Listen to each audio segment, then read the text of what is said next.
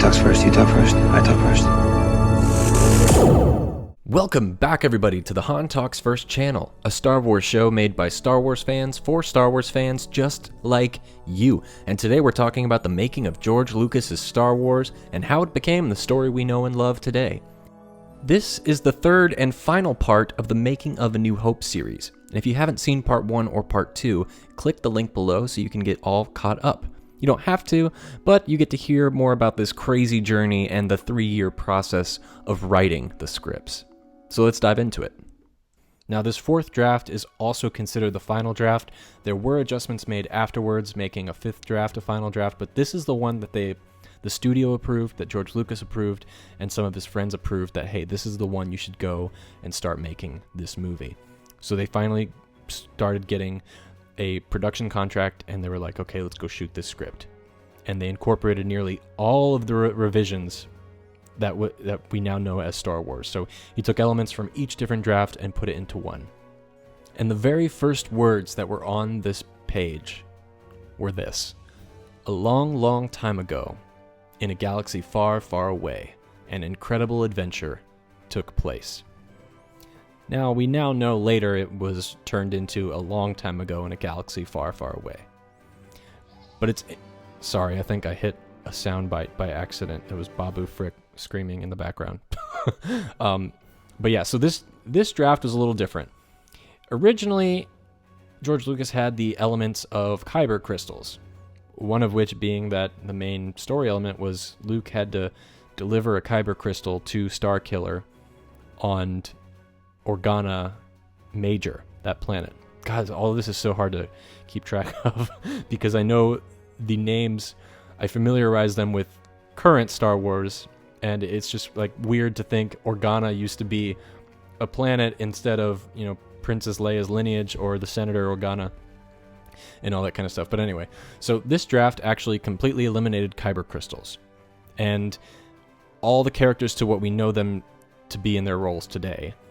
And it was the first time that they introduced Vader portrayed as a half-man, half-machine.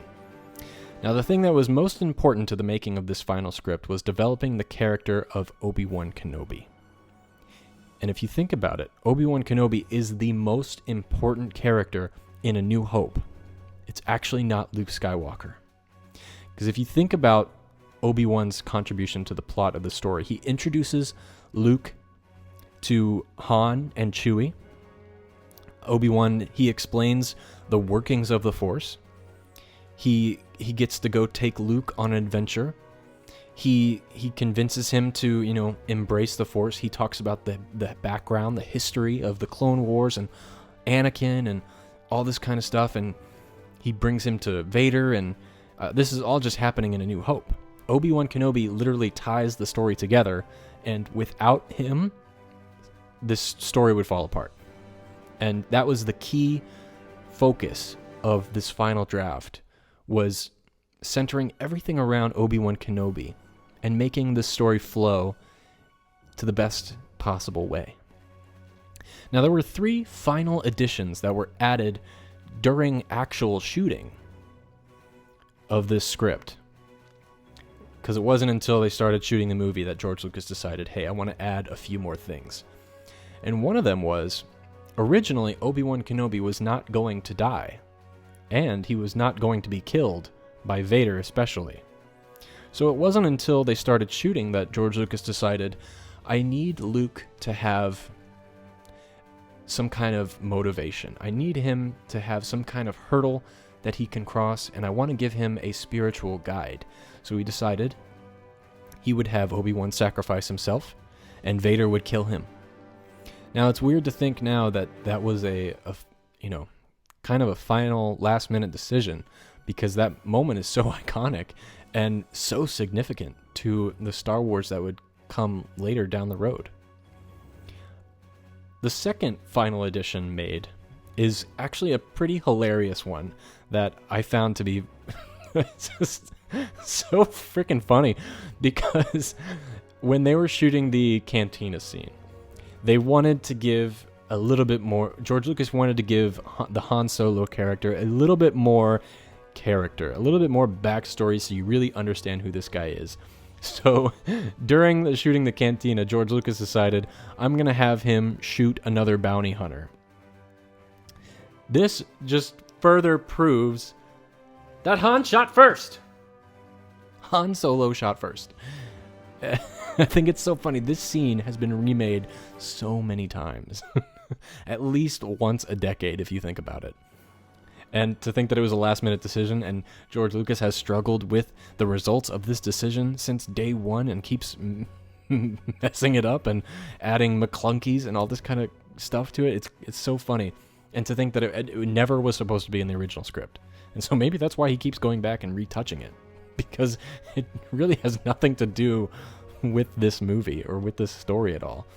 I mean, it does now, and of course it's where we get the name. Han talks first, so I guess I can thank George for making that last-minute decision, because I wouldn't have this name of this podcast, which I'm pretty thrilled about. So there's that. Now, the third final addition that he added, which is very interesting, is this one was actually changed on the 11th hour of shooting. This is a very last-minute decision.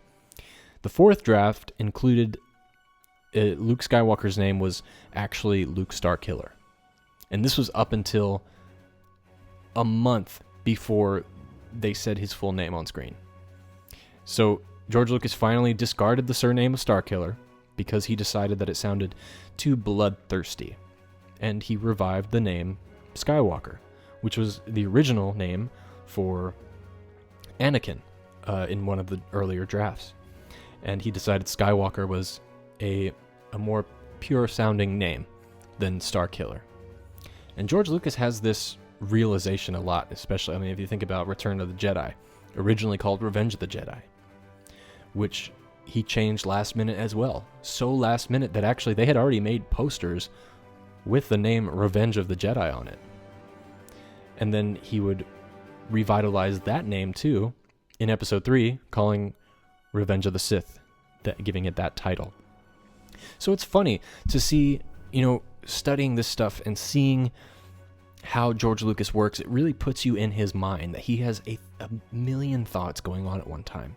He's got a great storytelling mind, and it's just, going through all these drafts, and it gives me a good sense of his headspace and his thought process, and that he wants to make the best story possible. So he gives himself so many different options, and then so many options so that he can narrow them down as time gets closer to the final finished product and pick the best one at the end.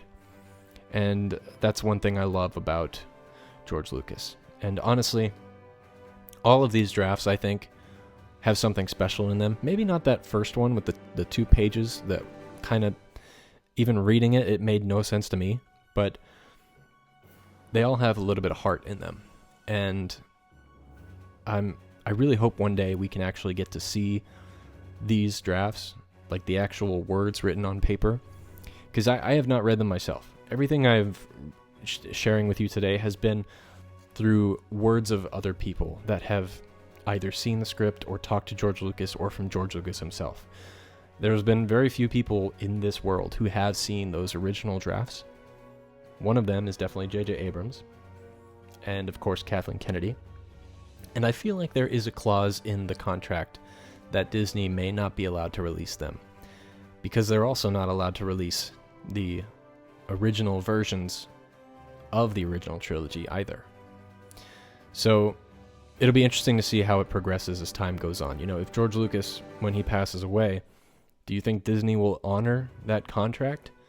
Or do you think they're going to re-release the original trilogy in its original form, in its original theatrical versions? It's interesting to think about. And that's it for today, everyone. We did it. This concludes our Making of A New Hope story. Next week, we are covering the making of The Empire Strikes Back, so please subscribe so you get notified when that releases. Also, if you are one with the Force, give this video a like and let me know your thoughts in the comments below. I really hope you enjoyed listening to some of the behind the scenes, and maybe you even learned something today. And now, all my Jedi and Sith friends, somehow, someway, somewhere this week, may the Force be with you.